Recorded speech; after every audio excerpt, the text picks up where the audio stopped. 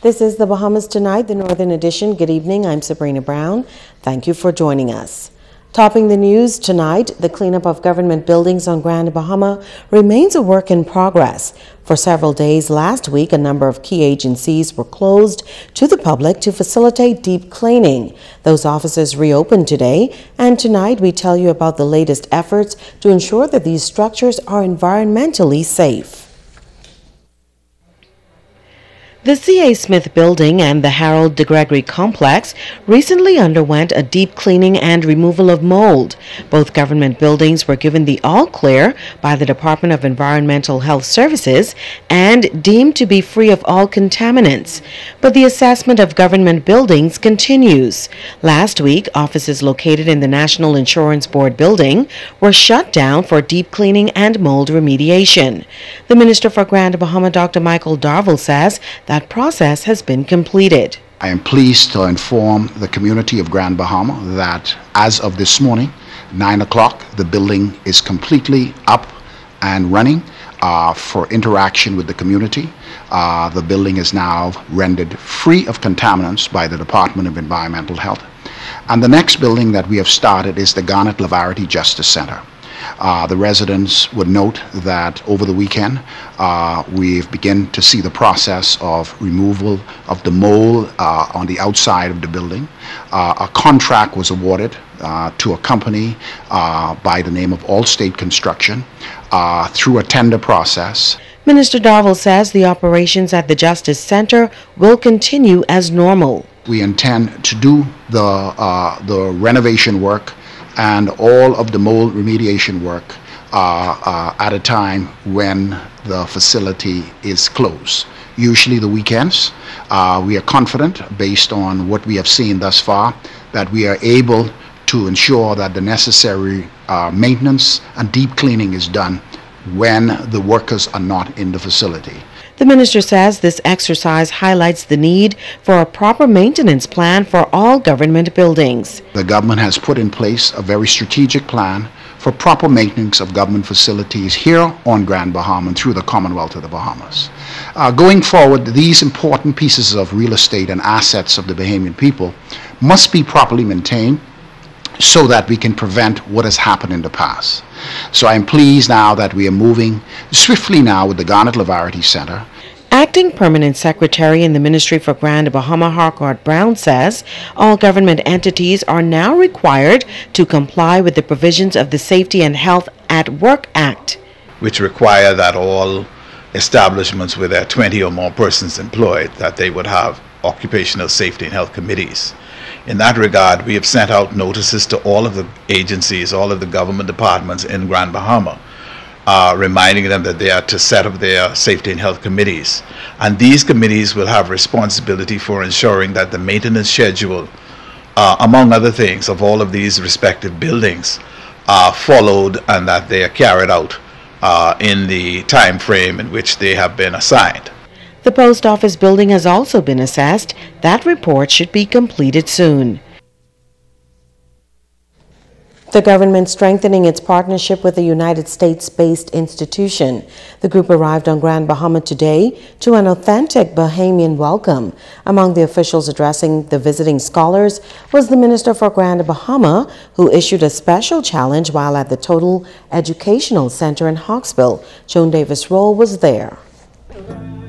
Philadelphia-based students from the Global Leadership Academy Charter School discovering what makes Grand Bahama, and indeed the Bahamas, so grand.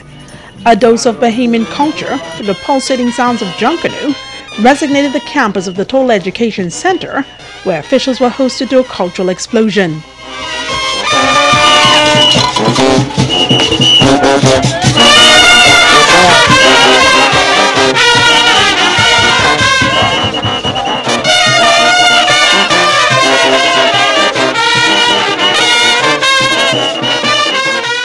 The students who arrived by the busloads were welcomed by a man who came from humble beginnings and used education to help propel him to one of the highest political office on Grand Bahama. I received a scholarship at the age of 11 to study at the school of my choice.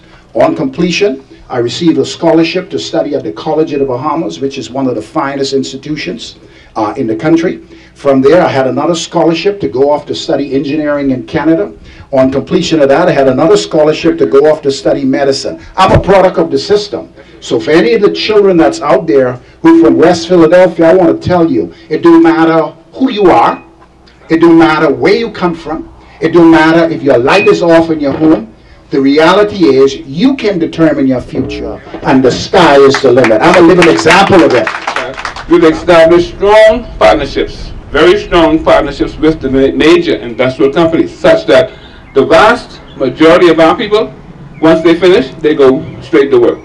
Those who don't go to work, we find scholarships for them to continue their education. Officials hope that this partnership will be a long-lasting one as education here in the Bahamas goes global. Chief Executive Officer at GLA, Dr. Naomi Johnson Booker, not only jumping the line, but looking to the future.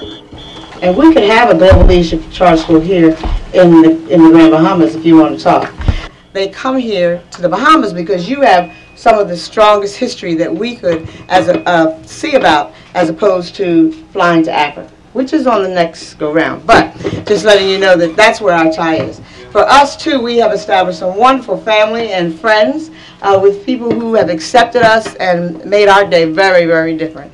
Joan Davis-Roll, ZNS Network News. Millions joined hands around the world yesterday for the annual International AIDS Candlelight Memorial. Here on Grand Bahama, the AIDS Awareness Committee also joined in the observance, and many turned out to show their support. Italia Hall reports. Many paraded throughout the streets of Freeport to the music of the Legend Marching Band on Sunday, organized by the Grand Bahama AIDS Awareness Committee, sharing in the annual International AIDS Candlelight Memorial under the theme Supporting Our Future, to spread the message of hope while educating and sensitizing the community about the disease. Come a long way from where we began. Oh, I'll tell you all about it when I see you again. Songs of praise and prayers were lifted for those afflicted with the dreaded disease. President of the Grand Bahama Christian Council, Reverend Peter Pinder, thanked the organization for the work they are doing throughout the community. Many more people have a very positive outlook to the need for demonstrating love and friendship to persons with AIDS. And I believe that this has come about because of the work of those of you who serve on this committee. The service that you give makes a significant difference in the lives of many people. The guest speaker of the evening of the Disease Surveillance Unit, Yvonne Clark, provided an update on the number of infected persons in the Bahamas. As of January 2014, there were a total of 13,802 persons infected with HIV, which is a cumulative total for us. Out of that, 6,974 persons have developed AIDS. 8,440 persons are currently living with HIV or AIDS. 328 new cases of AIDS were diagnosed during that year. She also encouraged attendees to remove the stigma attached to those persons infected with HIV and AIDS. Persons discriminate against the disease HIV, AIDS, but yet do not discriminate against other chronic diseases. How is it that when you check statistics, you would find that persons living with HIV AIDS are living longer than persons with chronic diseases? And so therefore, I said that to say, we should treat everybody, regardless of race, color, creed, social, political, or economical status, the same. The event concluded with lighting of candles, and balloons were then released in the air in honor of those who have been affected by the disease. Italia Hall, ZNS Network News. Operation Mayday netting some 107 road users for various traffic offenses. This police special task force began on Monday of last week and concluded on Saturday with the goal of enforcing the rules of the road and providing a strong police presence on the streets of Grand Bahama. It involved a series of road checks along with consistent motorcycle patrols throughout the island. Stay with us. The Northern Edition will continue in a moment. Bringing news that matters to you. You're watching the Bahamas Tonight Northern Edition. Welcome back. Local musicians coming together this past weekend for a concert in honor of Bahamian entertainer Johnny Camp. Family, friends, and fans turned out to the memorial on Tano Beach to remember a life gone too soon. The icon's son, Jason Kemp, says he's pleased that so many people took the time to pay their final respects to his father, while former colleague Joseph Kinky Fox says it's fitting to pay homage to such a legendary Bahamian performer who had sacrificed so much to put the Bahamas on the map.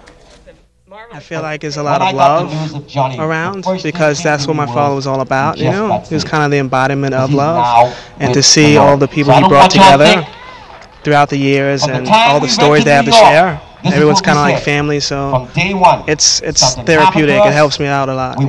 I feel good, but yet I feel sad for the fact is that they wait for his passing before they give him any credibility. They should be extremely proud because a lot of Bahamians don't realize what sacrifice that these artists make in order for them at that time, in order for their success to be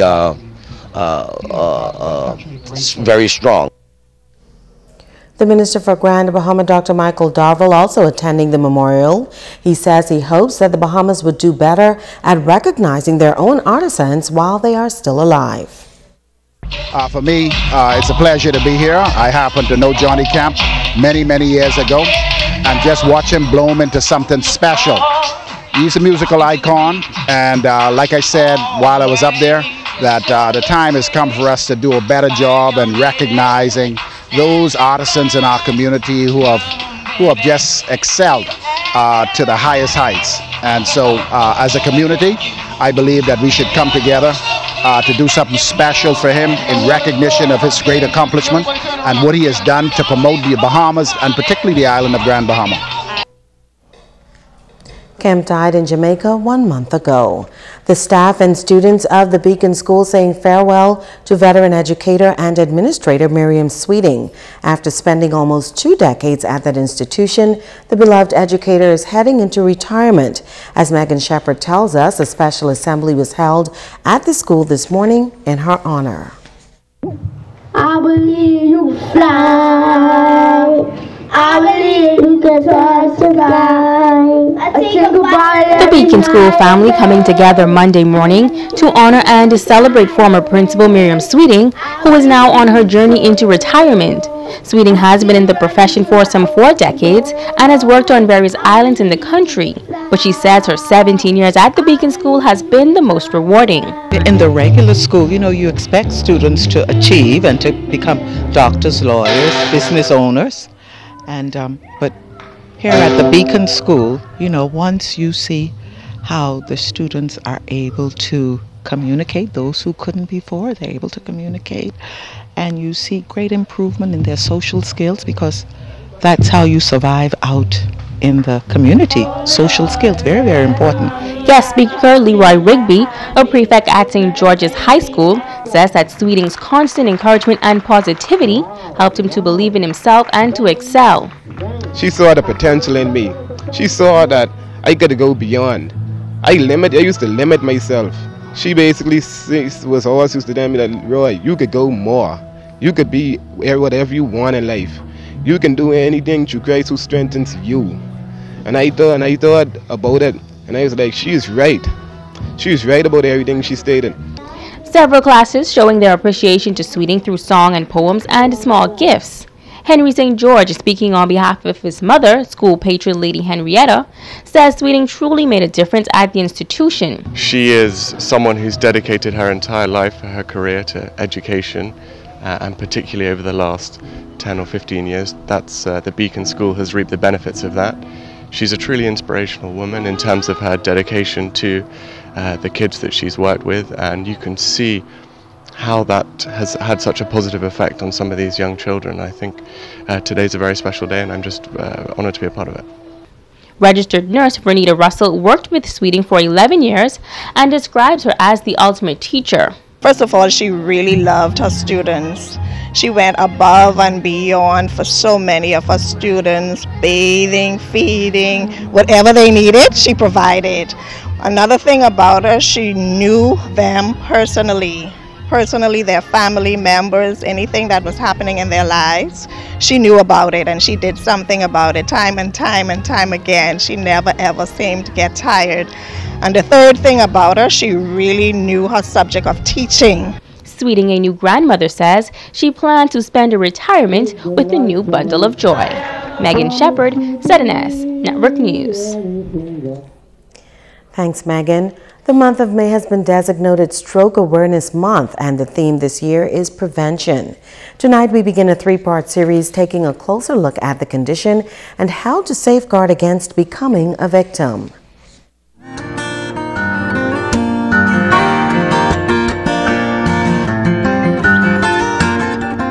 A stroke occurs when poor blood flow to the brain causes the cells to die.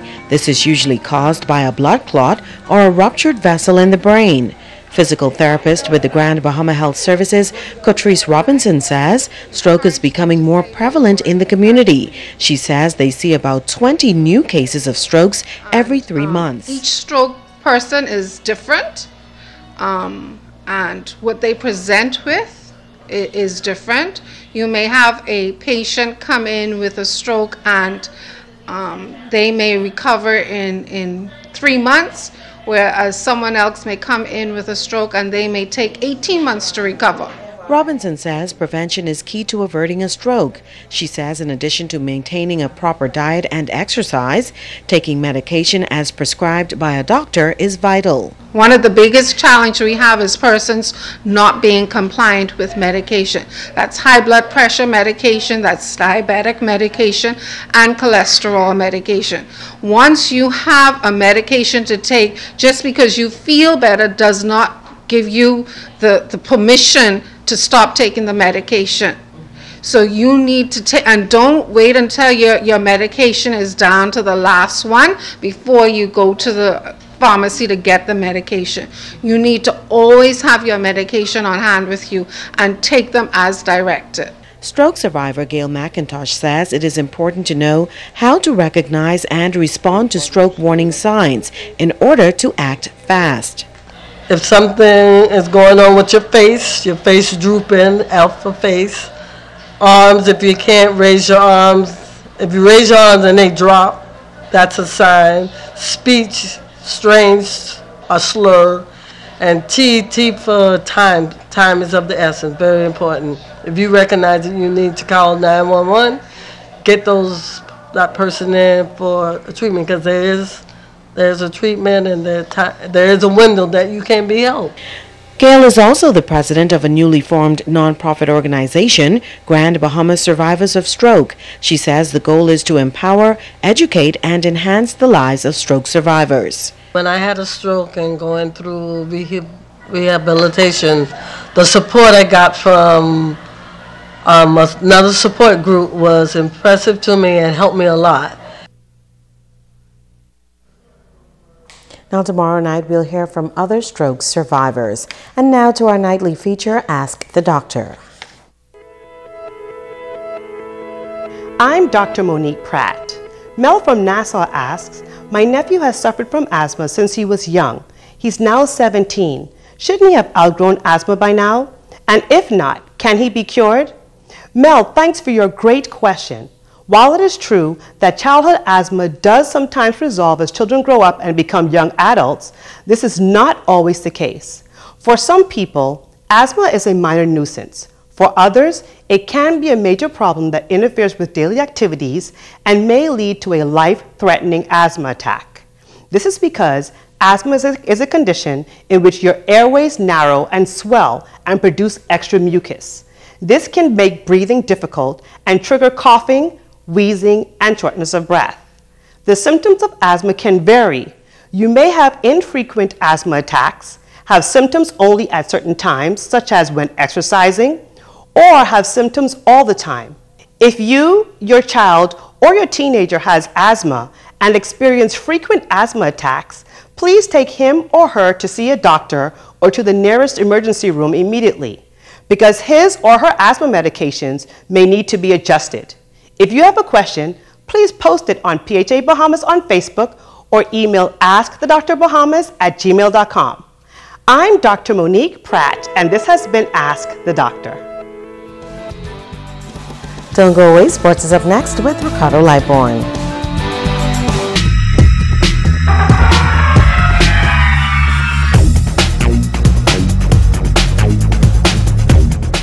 Everybody, and welcome to Sports and Ricardo Liborn. This one tonight goes out to the Glass Kitchen on Hawkins Hill down there in New Providence.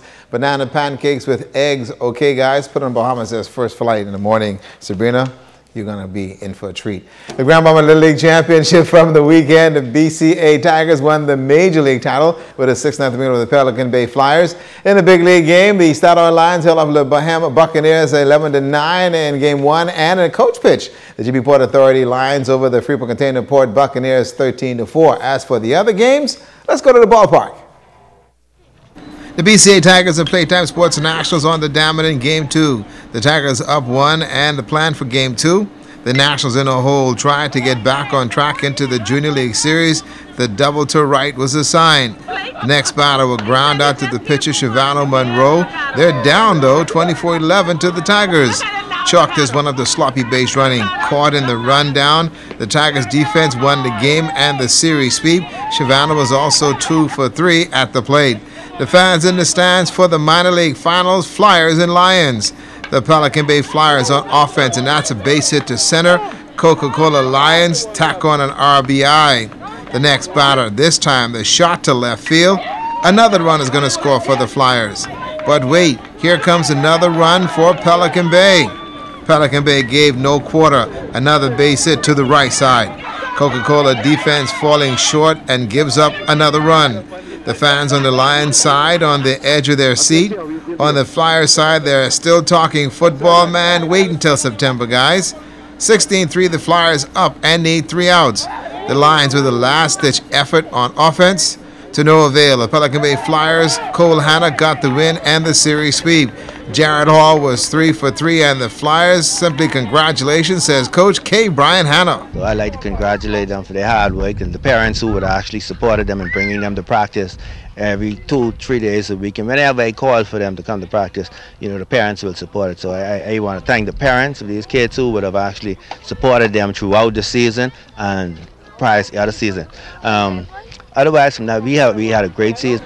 The Pelican Bay Flyers with another title and undefeated says much about the team. I'd like to also, thank the Grand Bahama Little League Association for allowing these kids to play on a continuous basis. The series went very well this season, and there were no hiccups, there were no problems. The games went on time, they finished on time. This was maybe one of the best seasons that the 9-10 division would have had for a while.